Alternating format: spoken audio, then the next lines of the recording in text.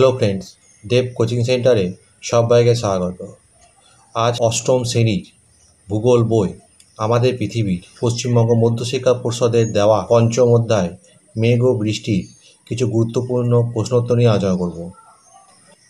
আজকে প্রথম প্রশ্ন দেখো, 1 নম্বর, অধিক উচ্চতার মেঘ A cirrus, B altocumulus, C stratocumulus, D nimbostratus. এর সঠিক উত্তর হবে এ সিরাস। 2 নম্বর প্রশ্ন দেখো, ম্যাকারেল আকাশ সৃষ্টিকারী মেঘ A cirrus, B nimbostratus, C cirrocumulus, D altocumulus. এর সঠিক উত্তর হবে সি সিরোকিউমুলাস। পরের প্রশ্ন দেখো, সাধারণত মেঘের জলকণার ব্যাস A 0.02 millimetre, B 0.5 millimetre, C 1.2 millimetre, D 0.25 millimetre. এর সঠিক উত্তর হবে এ 0.02 মিলিমিটার। এরপরে প্রশ্ন দেখো, যে উষ্ণতা বা তাপমাত্রায় বায়ু সম্পৃক্ত হয় তাকে বলা হয় এ ঘনীভবন, বি বাষ্পীভবন, সি মিস্ট, ডি শিশিরাঙ্ক। এর সঠিক উত্তর হবে ডি শিশিরাঙ্ক। পরের প্রশ্ন দেখো, শীতকালে স্ট্র্যাটাস মেঘ থেকে হয় এ তুষারপাত, বি শিলাবৃষ্টি, সি গুড়ি গুড়ি বৃষ্টি, ডি মুষলধারে বৃষ্টি। এর সঠিক উত্তর হবে সি গুড়ি গুড়ি বৃষ্টি। নেক্সট প্রশ্ন দেখো, কিউমুলোনিম্বাস মেঘের তলদেশের রং এ সাদা, বি কালো, সি নীল, ডি সবুজ। এর সঠিক উত্তর হবে বি কালো। পরের প্রশ্ন দেখো, সিরোকিউমুলাস মেঘের অবস্থান হলো এ বেশি উচ্চতায়, বি মাঝারি উচ্চতায়, সি নিম্ন উচ্চতায়, ডি উলম্বভাবে। এর সঠিক উত্তর হবে এ বেশি উচ্চতায়। এরপরে প্রশ্ন দেখো, নিরক্ষীয় অঞ্চলে বৃষ্টিপাতের প্রকৃতি হলো এ পরিচলন বৃষ্টি, বি শৈলক্ষেপ বৃষ্টি, সি ঘূর্ণ বৃষ্টি, ডি সীমান্ত বৃষ্টি। এর সঠিক উত্তর হবে এ পরিচলন বৃষ্টি। নেক্সট প্রশ্ন দেখো, আপেক্ষিক আর্দ্রতা সর্বাধিক দেখা যায় এ সকালবেলায়, বি দুপুরবেলায়, সি সন্ধ্যাবেলায়, ডি ভোরবেলায়। এর সঠিক উত্তর হবে ডি ভোরবেলায়।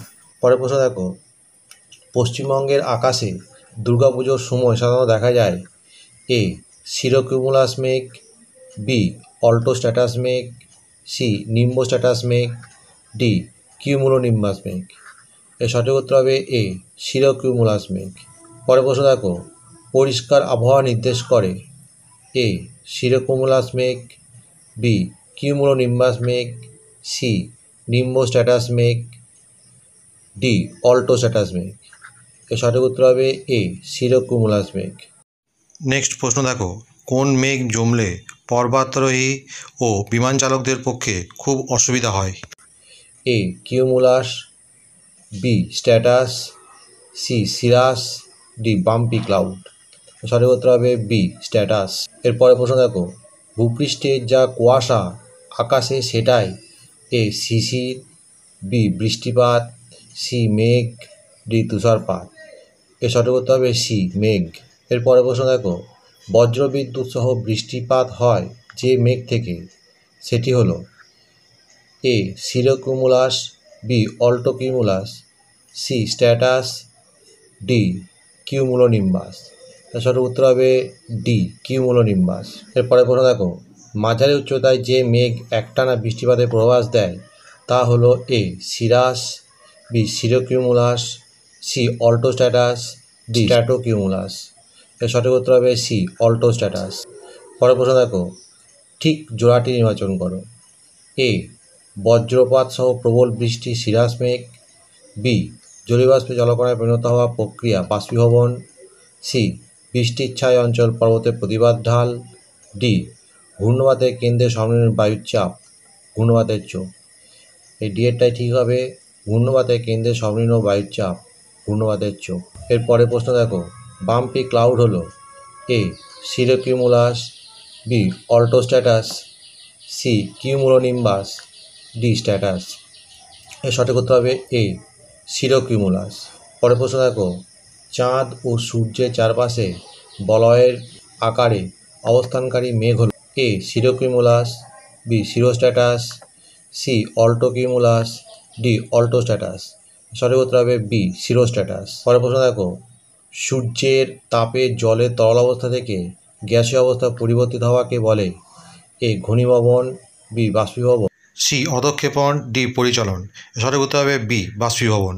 এর পরের প্রশ্ন দেখো, ড্যাশ মেঘে আকাশ ছেয়ে থাকলে তাকে ম্যাকারেল আকাশ বলে? এর অপশনগুলো দেখো, এ শিয়াল, B cirrostratus, C cirrocumulus, D cumulonimbus. এর সঠিক উত্তর হবে সি সিরোকিউমুলাস। এর পরের প্রশ্ন দেখো, একটি বৃষ্টিছায় অঞ্চল, A Shillong, B Delhi, C Bardhaman, D কোনোটি নয়। এর সঠিক উত্তর হবে এ শিলং। এরপরে দেখো, শুদ্ধ অশুদ্ধ লেখো। 4 মান 1 নম্বর, বনভূমি বৃক্ষরাজি প্রসেদনের জল ও মেঘ সৃষ্টিতে সাহায্য করে।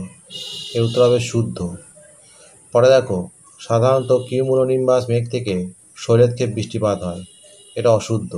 পরে দেখো, বায়ুর আপেক্ষিক আর্দ্রতা 100% হলেই বায়ু সমৃদ্ধ হয়। এটা শুদ্ধ। স্ট্র্যাটোকিউমুলাস মেঘের স্তরগুলো গড়িয়ে চলে। এটাও শুদ্ধ। এরপরে দেখো, শূন্যস্থান পূরণ করো।